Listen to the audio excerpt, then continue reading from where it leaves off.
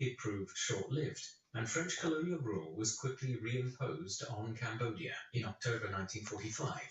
But this brief experiment in independence foreshadowed the struggle to end colonial rule which was to follow.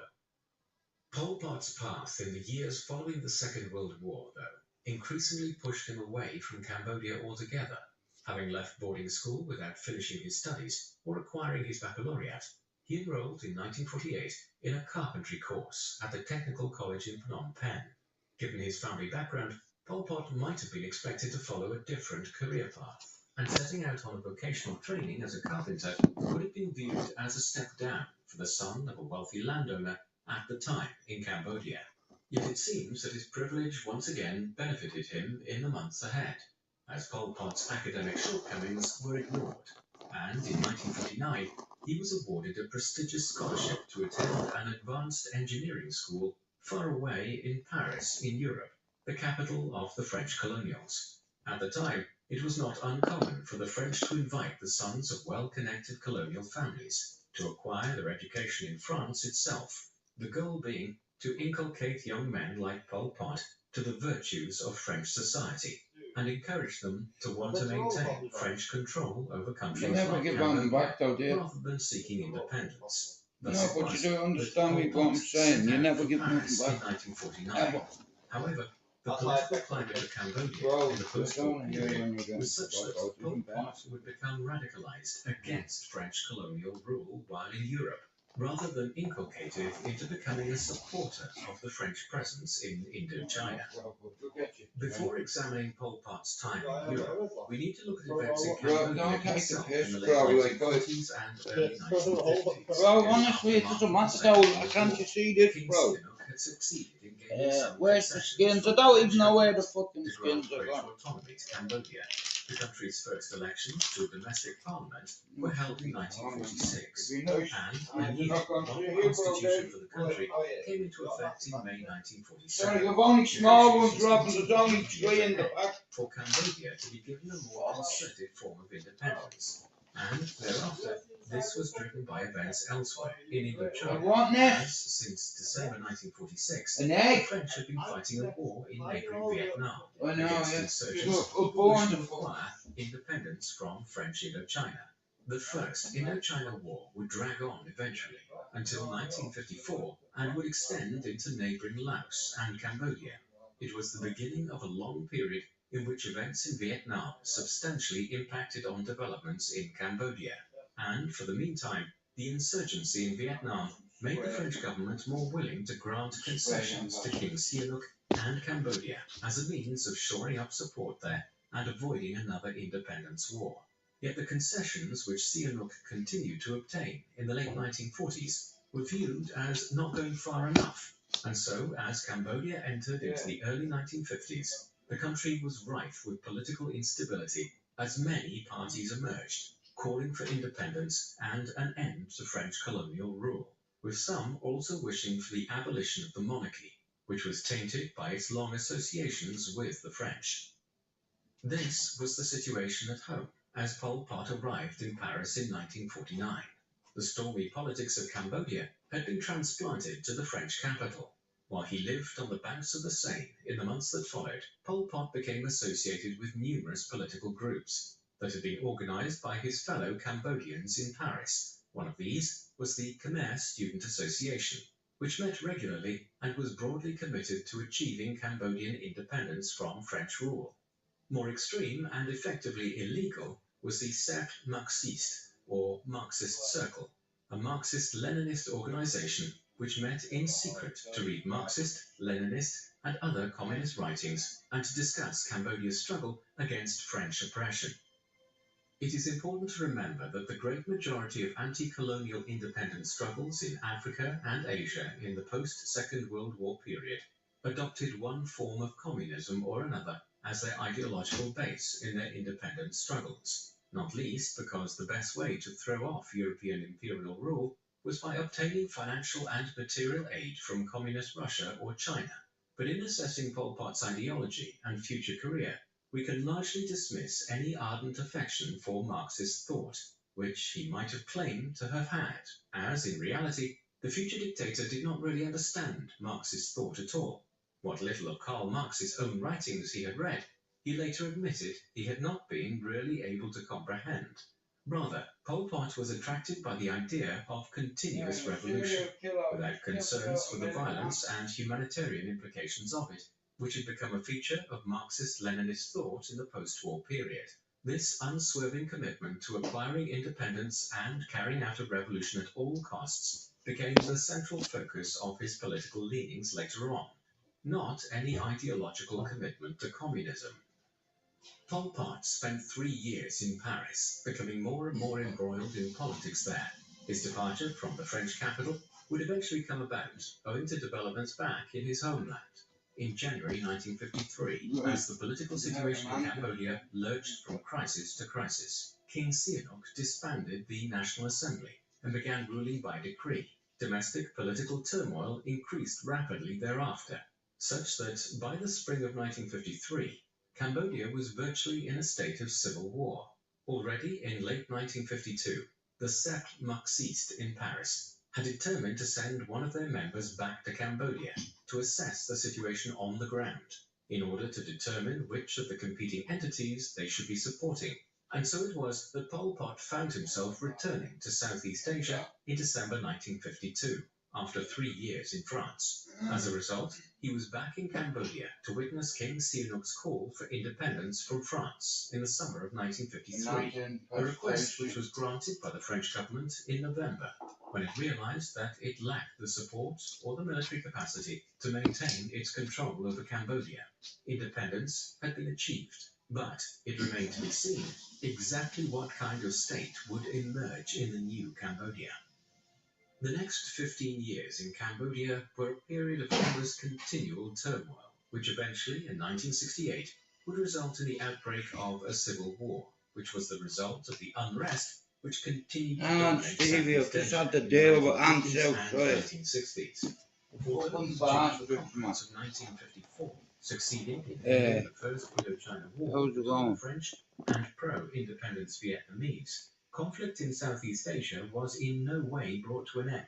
Brilliant. Henceforth, Fucking many excellent, parts of Vietnam Stevie. became the Thanks for independent sharing country that with of me, bro. North Vietnam, which was pro-communist, while the south of the country also gained independence as the pro-Western. I've just went out and I've of attacked a Vietnam. nest of However, ants no because my sooner neighbour did brought it the to my Second attention that was a Conference fucking North beehive Vietnam of ants. began efforts to unite the country So I went under out and I communist rule. bleached the bastards. Thus, in Every hole, 1945, man. I've the just killed Second over 1,000 Indochina ants. War, or what I is am more I'm commonly feeling known well as the brave Vietnam today. War, erupted.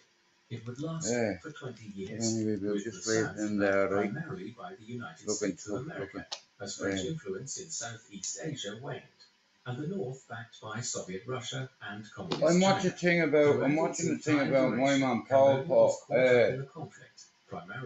Camera Rouge on the killer field. I'm sure you're familiar with that subject, Stevie. And I'm sure you'll be able to fucking tell me 3 things about it right off the fucking bat.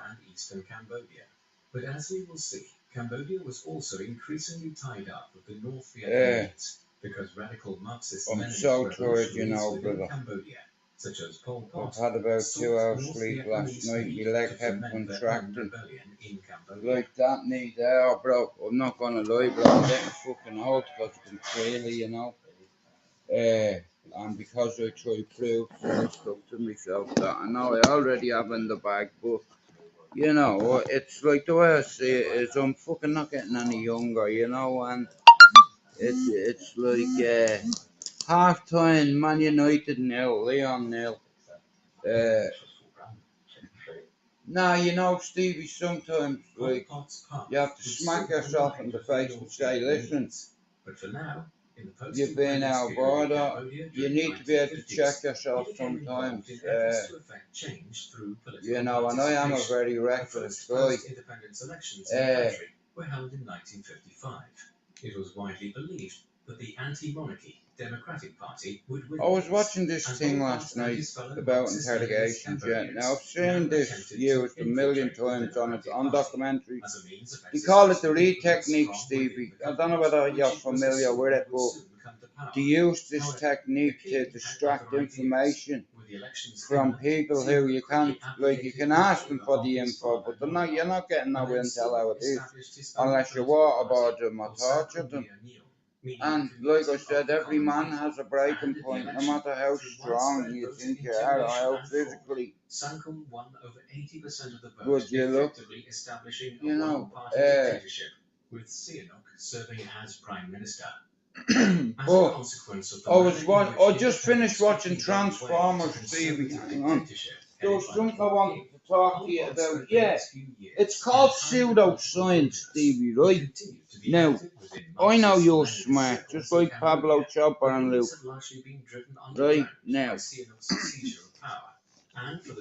But a lot of stuff I watch about America and serial killers and techniques what they use within the interrogation room, man. They use the read technique. The CIA have used it and the FBI use it to this day. And it's a module with about 12 different characteristics in it. And like I said, they train young FBI agents, CIA. It's, you know, pseudoscience it is. You know, like I said, over there, joint enterprise, guilty by association, it's the same thing. But I wrote something down last night, you know what I mean? I'll hold my hands up. I'm a reckless optimist, guys. I always have. I've always been a reckless optimist. Yeah.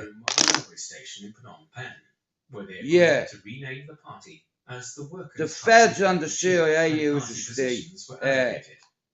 it's like a distraction technique they use. You know,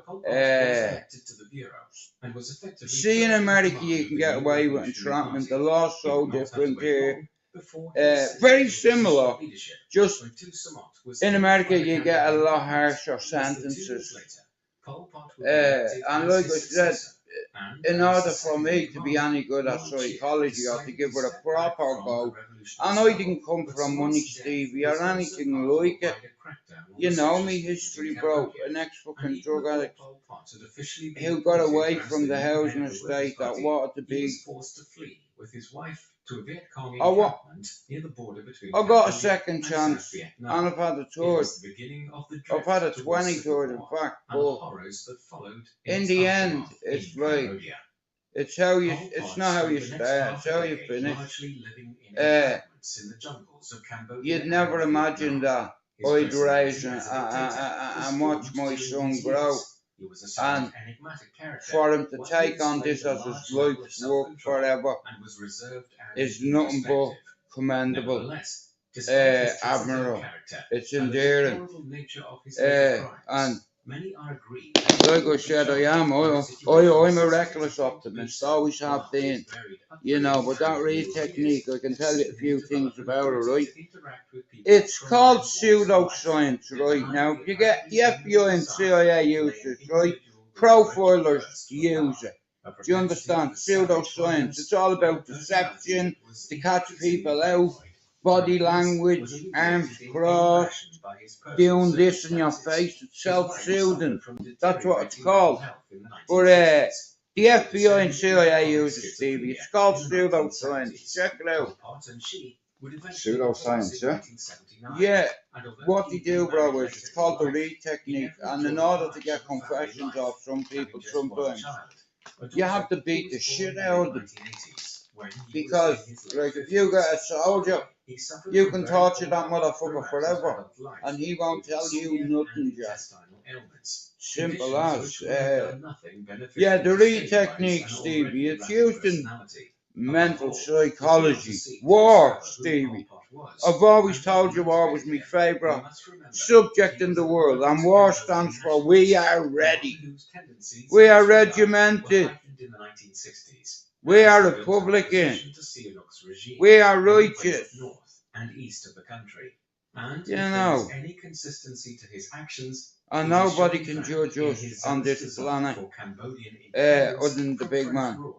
When you make it up before him and he looks at you, you think God cares whether you're black, white, brown, All she cares about is what you do while you're on the earth, you know. And I had a bit of a sign from the gods there last week. And listen, there's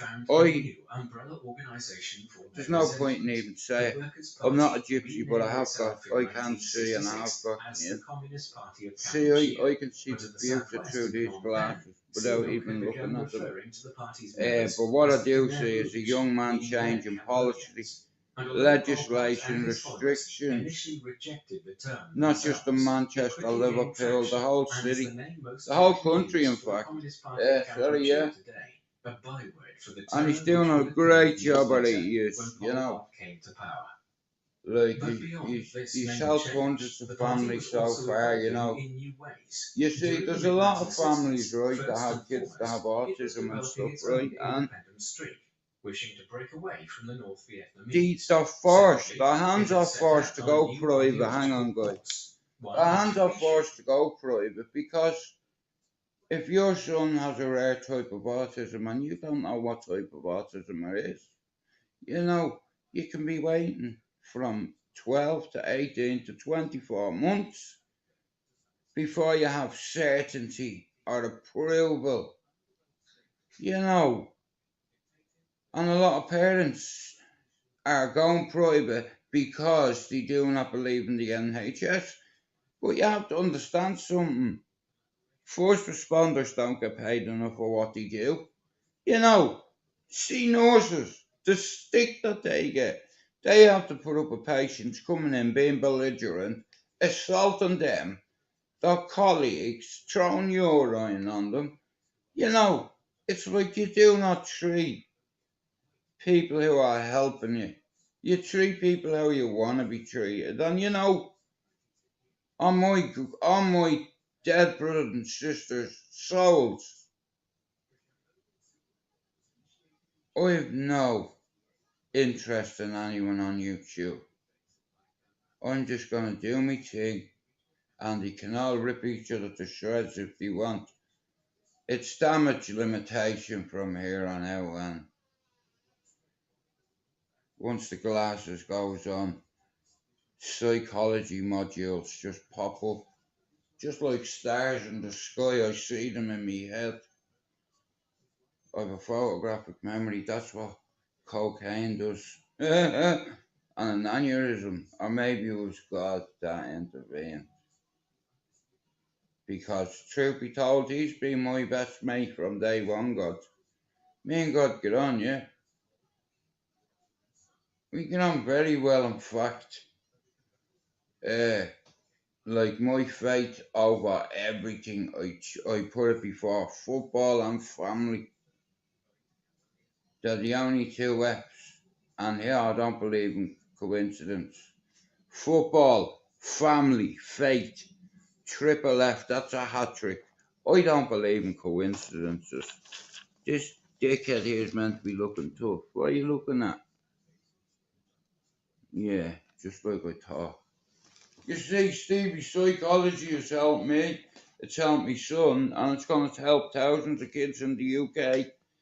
I have family members that are, they're just taking the piss. They're proud of me, you know what I mean? But I used to be the black sheep of the family, and now I'm the Brit lover in the family. But I'm a lover of every nationality because I'm not shallow like that, and I haven't got an ego or an inferior complex. Now, if I wanted one, I could create one, just like a lot of fake people on YouTube do. But I don't need certainty or clarification or permission to take me face for a shit. You see, when soldiers are in the wrong, they'll hold their hands up and say, "Yo, amigo." Yeah.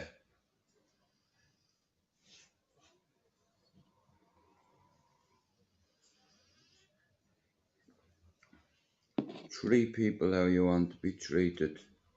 Stay humble before you're humble. You know what I mean? Always keep on top, otherwise you're going to be dropped. To be the best at what you do and others around you. You see, I have one son, yeah, and people gravitate towards him because he's an educated young man with a bachelor's, and he's dedicated his whole life to one city. And may not tell it, you know, another thing where like the Scousers, even under strict bombardment, they were getting hit. You know, the whole country was getting hit. Manchester was getting hit by fucking Hitler's bombs. But, you know, on all the, you know, Liverpool fucking docks, Mayor, you know, and in London and Birmingham, you know what, the English people, the resilience of the Scousers, do you know what? They left messages on top of the fucking roof saying, Hitler, your bombs will break our fucking windows on our factories and even our fucking factories where we're turning out Spitfires one every so fucking often. You can break our factories or windows, but you'll never break our spirit or our heart. You know, so fuck you, Hitler, basically, you know. And that's the resilience in the Liverpool people, you know. That kind of way. You know, it's the only city that doesn't get backed by its own country. And today I was like, you know what? Sometimes, you know, if you say to a scout you're English, he'll fucking swing at you. I ain't English, lad. Hey, I'm Scouse.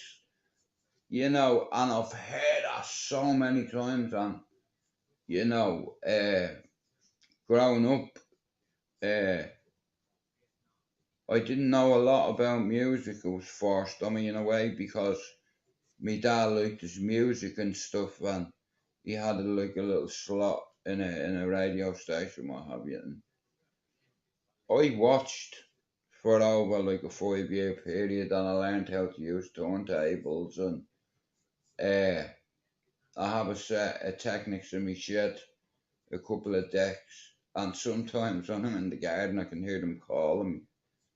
It's crazy, man, you know. And you tell that to any sane person, and they'd say you're not stable, friend. Uh, but yeah, I'm not lying. I think it's a conscious thing since childhood because I've always wanted to make my father proud.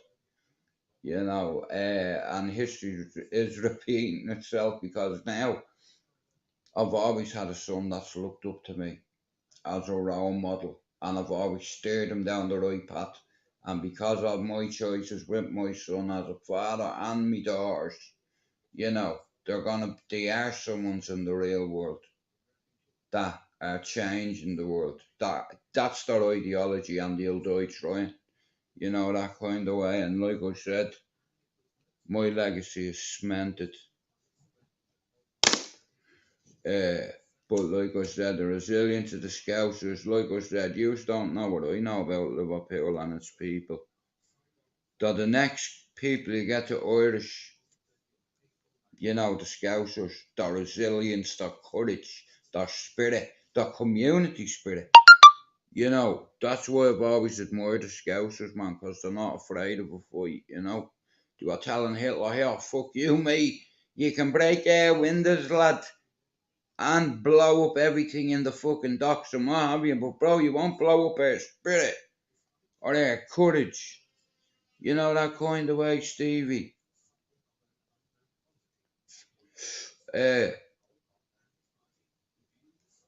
Now look at Stevie. As you know, I've been on YouTube a minute, and you've seen the worst of me, and I'll hold my hands up. I am a reckless optimist. Always have been. I might be reckless, but I'm always optimistic, and that's why nobody can get me sacked because I do it for free. It's my son and the parents that are doing most of the work. I'm an advisor in a way, and my son is the provider. You know, it's always been a tag team effort.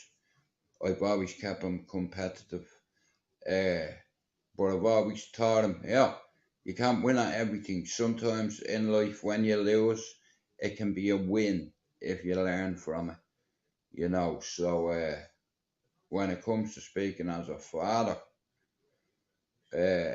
I couldn't be more proud that my boy is helping hundreds of families that have autism, learning difficulties, anger issues, drug issues, you know, alcohol, drugs, cocaine, it doesn't matter. Addiction is addiction, and mental health and addiction go hand in hand. And I just wish, Stevie, many years ago that one of the bigger lads on my housing estate took a stand and says, you know what, here, you're not doing what I've done, because you're going to either go to jail, you're going to end up getting yourself hurt, your family hurt, or you're going to even end up dead, and you don't want that. And I'm sure your family doesn't, but Stevie, as you know, the city we're from, it's either going to make you or break you. And if you grow up in Ballyfermot or Cherry Orchard, bro, for 10 years, here, you can go to any war zone in the world, bro. It will not falter you. Jude McDonald is on him dumb. As I walk through the valley of the shadow of death, I'll fear no evil, bro, because I have God on my side. I am not perfect. But believe it or not, I do try to rectify a few wrongs in life. Not on an app on a phone. You see, I don't need certainty off a man or men. Men, boys. Giant midgets, I call them. People that have egos, that have inferior complexes.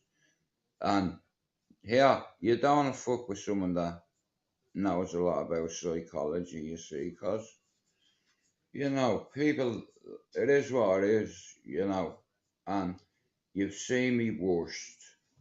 It's like, so, it's time to put back on the glasses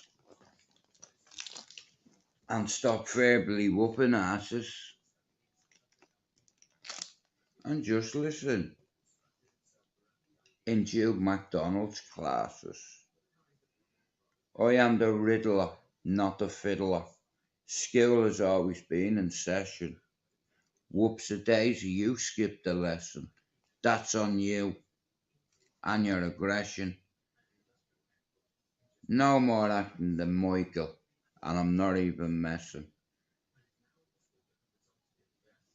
Father, forgive them for what?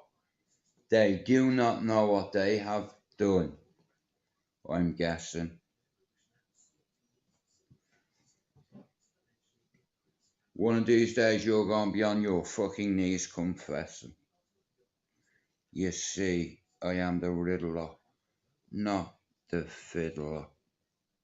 And when I have my glasses on, like I said, I can educate you. I can help your kids get to uni. Because, like I said, I've always known how, see Liverpool, the community spirit, the way the people are, and you can imagine during the war, that just goes to show you the scout sense of humour, F you Hitler, you can break our windows, blow up our factories, but you'll never blow up our spirit. And I've always held on to that. Like these people, bombs were getting dropped all over the place. They're saying, fuck you, Hitler, You have to admire the courage, the conviction, I can even hear the Scousers saying it with proper conviction. Yeah, lad, here, calling Hitler, lad. Yeah, lad, here, you can blow up our fucking factories, but you won't blow up our spirit or our mind. And that's why I love Liverpool, and not just the city, the people. In fact, I love every kind of people, Man United have just scored. Yeah, get in. Come on, the Reds.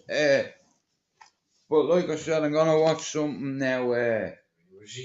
Like I said, the other day I was trying to put a little compilation together, Stevie. A bit of Johann Strauss, Tchaikovsky, Bach, like great composers, and You know, like I said, that Tchaikovsky and Bach, classical music, my dad loved it. He loved them panpipes things as well. You know, yeah, but like I said, like sometimes people think I have like MPD. I have not at all. You know, it's just like I had a warning last week. I was hit by a picture. A dream led me to a medal that my mum told me to get, and I went and looked in the place in my dream, and I forgot about the dream, and I was like, hang on, deja vu, what the fuck? Anyway, I got up and I went to a certain place in this house, and I found this medal.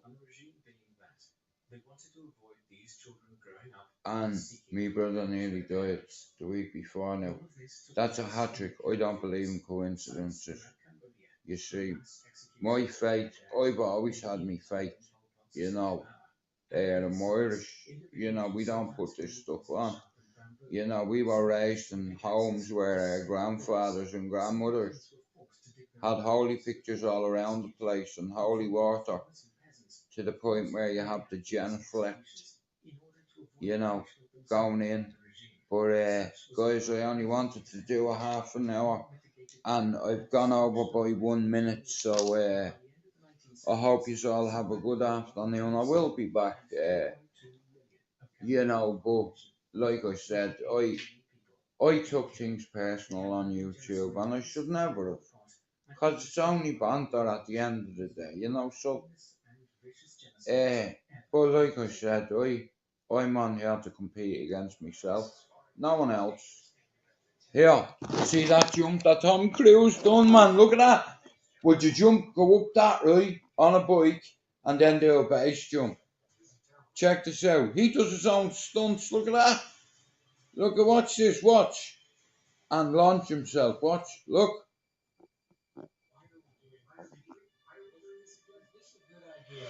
Scientologist.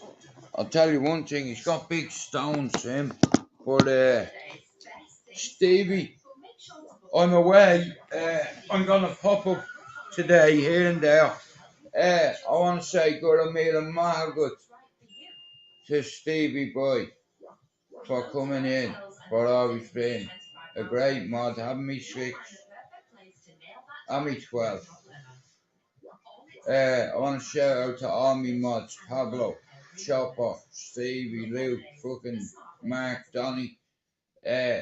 Listen, there's loads of guys I need to name, like Tim fucking that makes the logo, Pablo does the video, and I have a good little crowd of subs, not many. But look, I'm happy with what I have, because YouTube is already being decided.